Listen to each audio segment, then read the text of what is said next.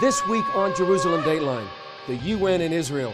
Why does the international body target the Jewish state while seemingly giving a free pass to Hamas? And human shields. Israeli soldiers say Hamas fighters are hiding behind women and children, even in the midst of a firefight. Plus, from the Gaza Strip, ordinary people speak out against the Hamas regime and call for peace with Israel.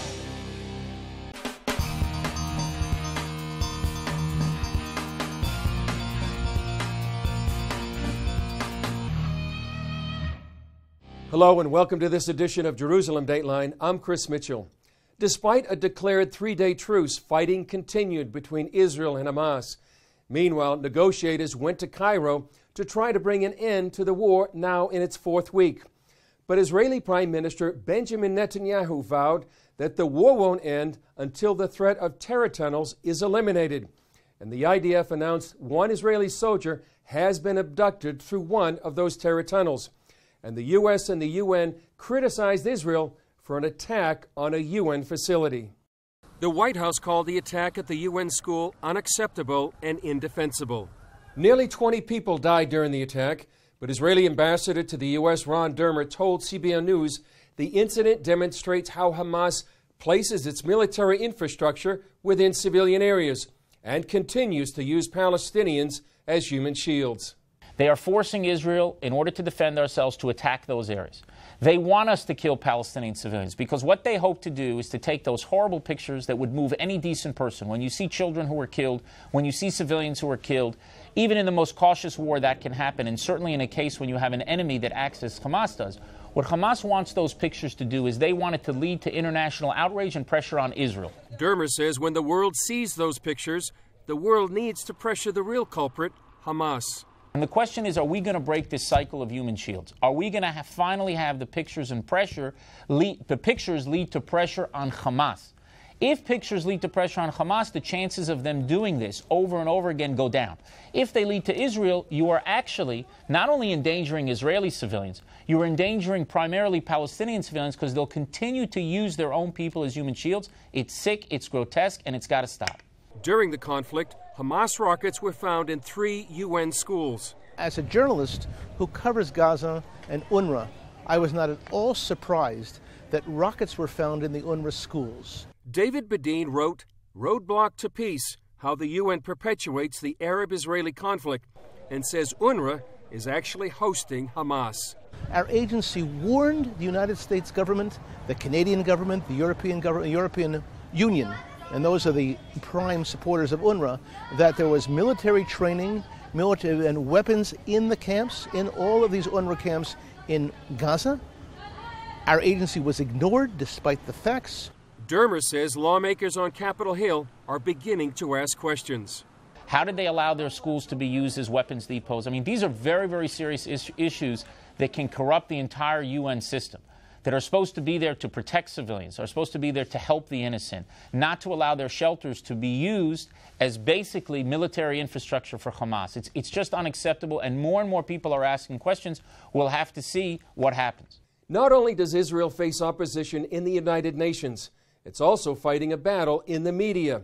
If you look at some reports, you may not be getting the full story.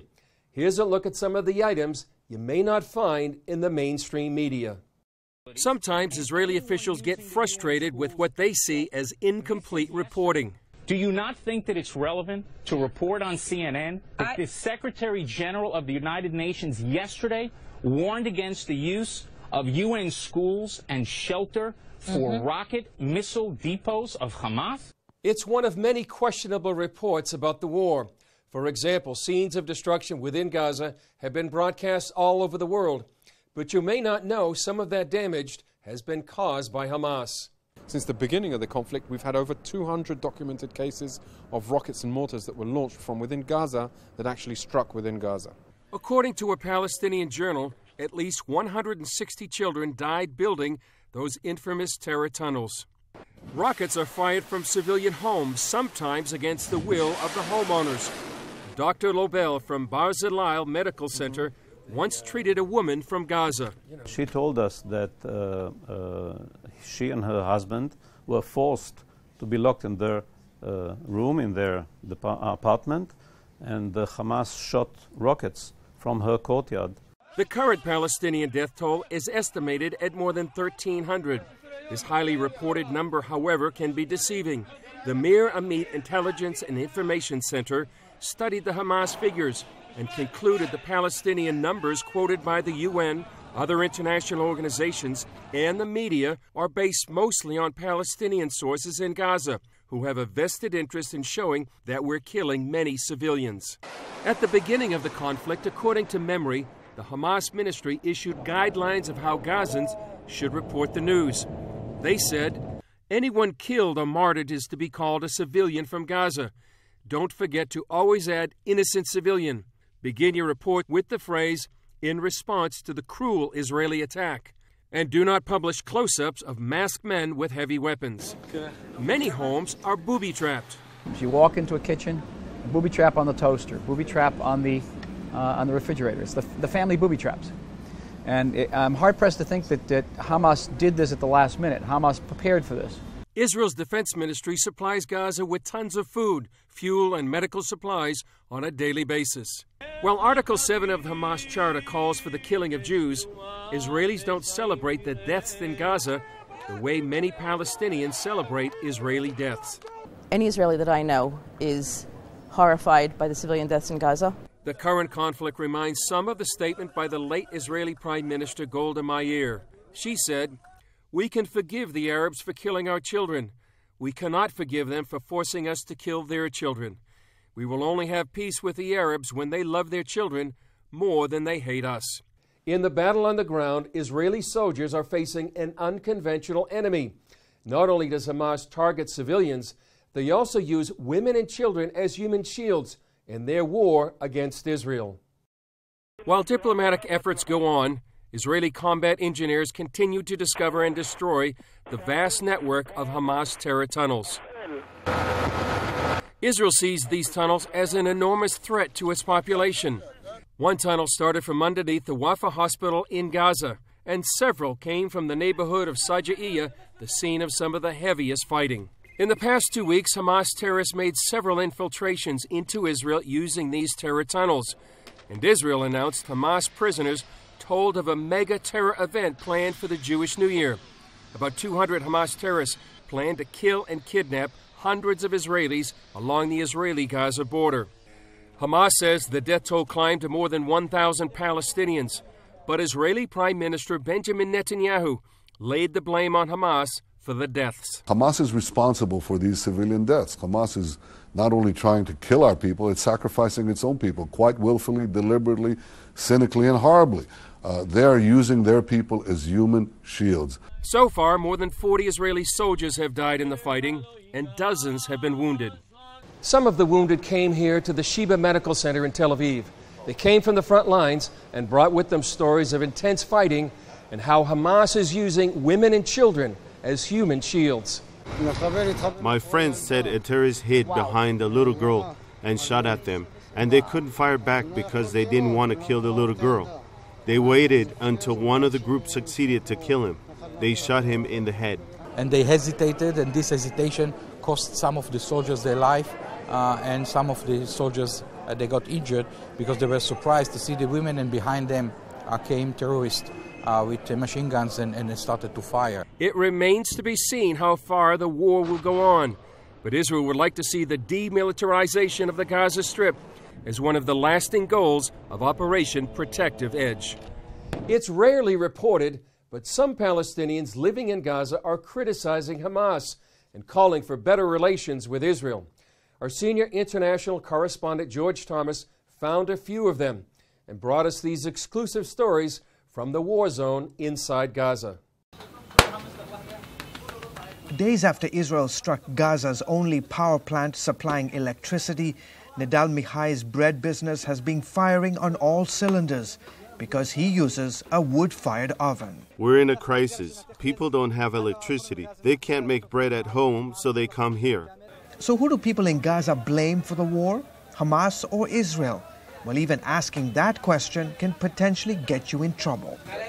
Business is certainly hopping at this Shukran, Habibi, thank you. Business is certainly hopping at this traditional bread store here in Gaza City. That's hot. One of the things about that was really hot. One of the things about talking to Gazans, especially in the midst of this conflict, is you can never get an honest answer, because the reality is that many of the folks here are afraid. They're afraid to criticize the Hamas government. We asked Milhai if Hamas has been good for Gaza. He smiled, then blamed Israel. They're responsible. They must stop this war. Stop using bombs and missiles against civilian people. But others like Faiza Ahmad Zahanin, whose family has reported ties to Hamas, told CBN News she wasn't afraid to criticize the group Israel and the U.S. have labeled a terrorist organization. The government in Gaza doesn't do anything. Even on the radio, they don't talk about how we are suffering. May Allah curse them. A poll taken days before the conflict started found that 70% of Gazans supported better relations with the Jewish state. Ragda Hejazi is one of them. We need peace with the Jewish people. Good relations, not war. A mother of 5, Hejazi says Hamas has to change itself and bring stability to the region. Hamas needs to find a way to solve these differences with Israel, America, and Arab countries. Some, like Salim Hejazi, want to see brighter economic days on the Gaza Strip. My message to the Israelis and Palestinians is this: find a way to solve the issues so that we can live an honorable life, a good life. Weeks into that bloody war, Hejazi has had enough. We need to be united and have peace. George Thomas, CBN News, the Gaza Strip. Up next, is the U.S. hurting or helping Israel in its war on Hamas? And why is the international community hostile to the Jewish state? Our Reporter Roundtable takes on the tough questions.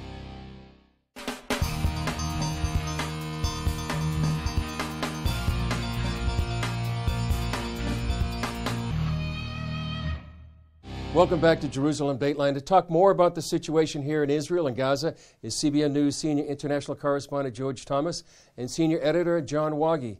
And George, you just came back from Gaza earlier today. Tell me what your impressions were. Look, I think week 4, as we enter this Israeli offensive against Hamas and the militants in the Gaza Strip, clearly Gazans are very, very cognizant that the Israeli offensive has stepped up to another level. 16,000 Israeli reservists have been called up, bringing the total number of reservists 86,000. That sends a very clear signal, not just to the Gazans, more importantly to Hamas. At what point does Hamas say, halas, as they say in the Arabic world, this is enough, we're done? Quickly, you've seen, you saw things on the outside, looking at news reports. Yeah. On the inside, what were your impressions? There is, to some extent, not all of Gaza is in ruins. That was the impression I got just watching the mainstream, the so-called mainstream media. But there are segments that are very, they're quiet, they're ghost towns. They're not all destroyed, but there is, like Gaza City and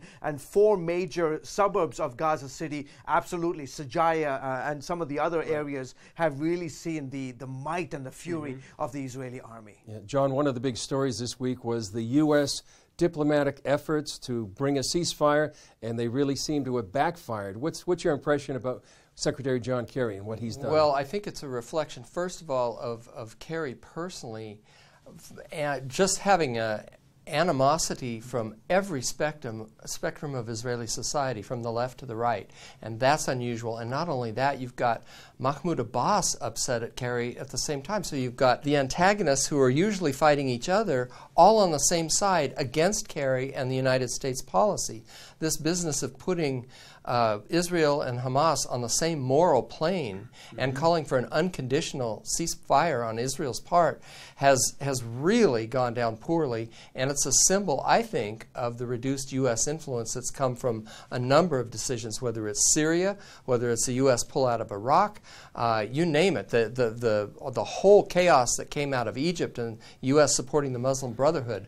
The United States is really on the downslide in this part of the world. And as you know, Chris, we had Zvi Mazel, the former Israeli ambassador to Egypt, said that the only country left in the region that the United States has influence in now is Israel itself, and that seems to be dwindling. And I was just going to chime in and say that you broaden that perspective about the Americas' dwindling influence in the region, but then you also see this is so emblematic of the chaos of what we call the Middle East, from the shores of Casablanca all the way to Herat, Afghanistan. You have this division. I sense that the war against Hamas and what's going on with Hamas is a reflection of the conflict in the region. That it's a proxy war. Who is going to hold the torch, sort of the voice in the Middle East? Is it going to be Hamas, Turkey, and Qatar, or is it going to be Saudi Arabia, Jordan, and the United States on one side? So that's playing out so much more.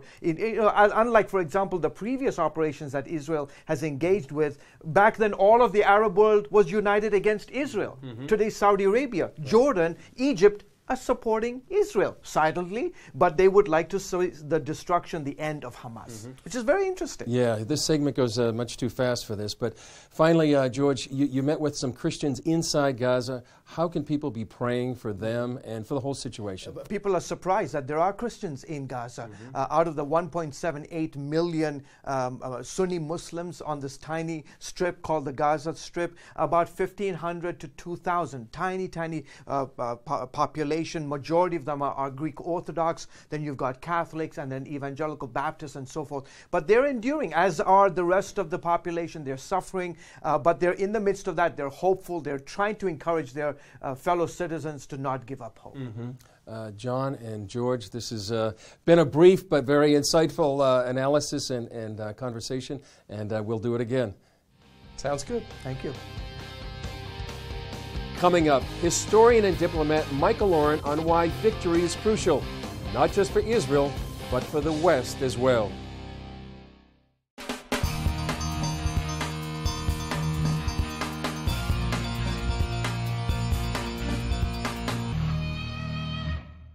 Michael Oren is Israel's former ambassador to the United States. He's an historian, diplomat, and a student of Israel's history. We sat down with Ambassador Oren, and he brings us a clear-eyed analysis of who Hamas is, their media strategy, and why this war is vital for the U.S. and the West. Well, Ambassador, great to see you again. You had an article recently about demilitarization of Gaza. What's the rationale behind that? I think it's very important that Israel strive for it. Put it this way, it's not going to be easy to achieve, but that doesn't mean Israel can't establish it as not the principal goal, one of its principal goals in this operation. There are many precedents for it, and the most recent being the removal of chemical weapons from Syria's arsenal. In both cases, the Syrians used those chemical weapons against civilians. Hamas has used its rockets against civilians, so the precedent is for taking them out. Hamas does not have so much as a military tactic as it has a media strategy. And it works very well for Hamas in the past. How does it work? Hamas or another terrorist organization like Hezbollah will fire rockets at Israel. It gets Israel to strike back, to move its forces on the ground. The terrorists are dug in deep behind the civilian population. They're using the civilian population as human shields. And so Israel, no matter how cautious it is, it invariably ends up causing civilian casualties. It's almost as if we've seen this movie before, an Operation Cast Lead, Operation Pillar of Defense, and now Operation Protected Unquestionably. Edge. It's the same strategy, and I've called in another op-ed that I wrote, I've called to basically give Israel a chance to break the cycle of violence. And that is an opportunity not only for Israel, but it's an opportunity for the United States. It's an opportunity for all freedom-loving people around the world, because if Israel defeats Hamas and really gives it a stinging defeat, then that is a message that will be internalized by other terrorist organizations. It'll be internalized by Tehran, by Iran and their nuclear program. If we don't defeat Hamas this time, then more civilians are going to die, because the next round's going to be bloodier, because Hamas will have more powerful weapons, they'll have more tunnels, more rockets. So does Europe and the U.S., do they need to know that this is their fight as well? They have to be reminded that Hamas, in terms of its ideology and its theology, is no different than Al-Qaeda, it's no different than ISIS or the Nusra Front. These are all radical Islamic groups that seek to create a unified caliphate to rid the Middle East of Christians and of Jews. Is the international media complicit in Hamas's strategy? The vast majority of journalists are just doing their job and they want to bring home headlines. And having lurid pictures, heart-rending pictures, makes good headlines, makes good news. You can ask the question, why is it that the deaths of a certain amount of Palestinians on any given day gets far greater news coverage than the deaths of far more Iraqis at the hands of Iraqis or Syrians at the hands of Syrians do? Again, it's the way it's the dynamics of the news media. So most of these journalists are doing their job. Hamas has no compunction about showing dead people, wounded people, and if they actually don't have bodies or wounded people, they will fabricate them. Is there another way that the message can be skewed? Because when journalists go into Gaza, they're not necessarily free to go wherever they want to go, and they're not necessarily free to report what they can report unless they're going to get threatened by Hamas. What makes news? At the end of the day, media outlets have to make news, and you know, people have become benumbed in the world to the sight of Arabs killing Arabs. A bomb goes off in Baghdad, kills 60, 70 people, it makes the back page of the newspaper. It doesn't make the front page news. But if Israel were to kill 70 people, that would be the headline for 24 hours. Be very different. Now, you can say that that's unfair to Israel. You can say it's racist against Arabs in a way. It's holding Arabs to a different standard, not just Israel to a different standard. But it's reality. And it's a reality with which Israel has to cope, has to grapple, and it's very much part of what goes on the battlefield. Because Israel has this wonderful army. I mean, we have a citizens' army. Where on earth do you have a democratic nation where right now 70,000 people, men and women, have left their jobs, left their homes, left their families to pick up arms to go out to fight for their country? And they fire, what now, 2,600 rockets at us. And do you see life stopping here? Do you see the restaurants emptying out? Do you see people not persevering, going on with their days? We are on the front lines here, and they're just never going to beat us, ever. Ambassador Oren, thanks for joining us. Appreciate it very much. Always, always. Good to see you. Coming up, a perspective from an Israeli living on the front lines of terror.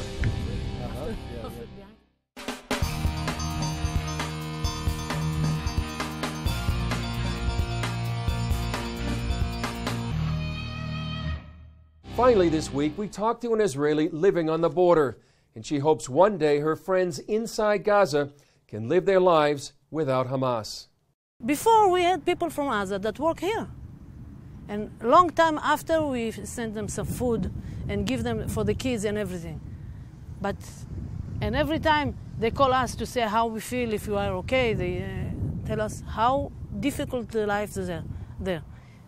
If they do the switch and understand they need to defend themselves, and I'm talking about the Palestinians, and build their houses and start living, then it will be much better. That's it for this edition of Jerusalem Dateline. I'm Chris Mitchell. We'll see you next time right here in Jerusalem.